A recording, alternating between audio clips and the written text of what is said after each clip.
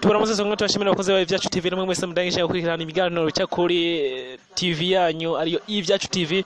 No musi rero tugiye kuganira kuvyerekeye ikintu kimwe gikomeye kandi gikomakomeye gose na cyane ikibazo c'amafaranga. Turaba mbega n'ivya bihugu bitandatu vyo muri Afrika bifise ifaranga rifise agaciro gakomeye gose dufatiye kw'idolari. Muzi yuko ariyo unité monétaire mondiale, no kuvuga franga shimikiro kw'isi. No munsi tugiye kuraba ibihugu bitandatu bifise amafaranga afise agaciro. Utaragira subscribe kuri channel YouTube yacu nakanyakiza ko bikora uja munsi ya video ukabona ahantu handitse Ivyacu TV. Imbere yaho hari ahantu handitswe ngo subscribe canke abone ucesyo ndaho. Igihugu kigira gatandatu ni igihugu citwa Botswana, kivunjishwa kw'idolari ku mafaranga 10.8, gifise amafaranga yitwa pula. Gifise amafaranga yitwa pula. Kino gihugu kiri mu bumanuko bushira uburengero bwa Afrika yepfo. Uvuze yuko rero kino gihugu ca Botswana ari kimwe mu gihugu gikomeye gose kw'isi gerageje kuraba amafaranga kivunjwa ko, aho nko nabikubwiye gisanzwe kivunjwa amafaranga kw'idolari rimwe amafaranga 10.8. Igihugu kigira gatanu ni igihugu ca Morocco. Igihugu ca Morocco gisanzwe gifise amafaranga yitwa dirham, gisanzwe kiri mu buraruko bwa Afrika neza neza cegereye Egypt kagera na Libya. Kino gihugu ufata akanya gato yogira ngo uje muri Espagne gisanzwe gifise ubutunzi bwinshi na cyane muziko biriya bihugu bisanzwe bifise petrol. Rivunjwa kw'idolari rimwe amafaranga 9.9 dufatiye kurya unité monétaire mondiale ariyo idolari. Murumva yuko nico gihugu ari kimwe mu bihugu bidasanzwe. Igihugu kigira kane ni igihugu citwa Zambia. Ni igihugu ca Zambia naco rero kiri mu bihugu bikomakomeye kandi bifise ubutunzi budasanzwe, naho ico gihugu kiri boku ndetse gifise amadeni menshi.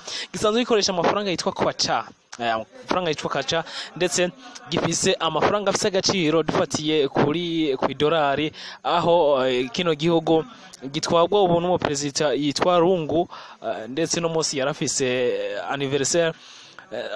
Kino gihugu kivunja kw'idolari n'ibice 9 ku mafaranga 9.88. No kubwira yuko mu mwaka uheze kino gihugu naho cavunjwa ku mafaranga 9.57. Igihugu kigira gatatu ni igihugu ca Sudan. Igihugu ca Sudan ya ruguru. Sudani iri mu buraruko bushira uburengero bishira mu buseruko bwa Afrika. Ifise amafaranga nawe afise agaciro, aho kw'idolari rimwe rivunjwa ku mafaranga 6.4, akaba yifise amafaranga yitwa amapound. Igihugu kigira kabiri ni igihugu ca Ghana.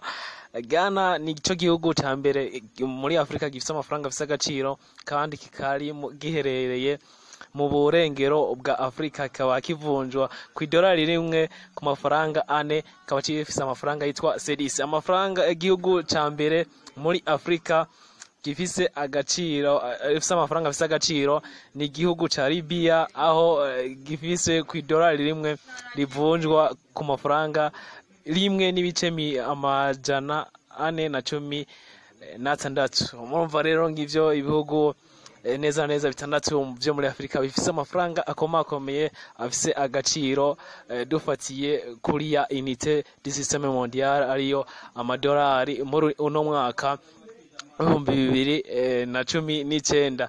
No kubwira yuko kimwe mu bihugu vyatakaje ikibanza ari igihugu ca Tunisia, aho ku mwaka uheze gisanzwe gikoresha amafaranga yitwa dinar kw'idolari rimwe cavunja ku mafaranga 2.28, ariko ubu mu bihugu bitandatu kino gihugu ca Tunisia kikaba kitarimwo.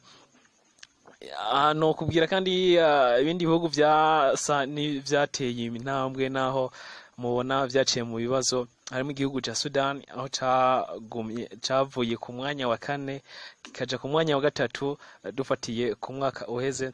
aho gisanzwe ubu kumwa kwezi cavunjwa ku mafaranga 6.11 ariko ubu vunjwa ku mafaranga 6.4.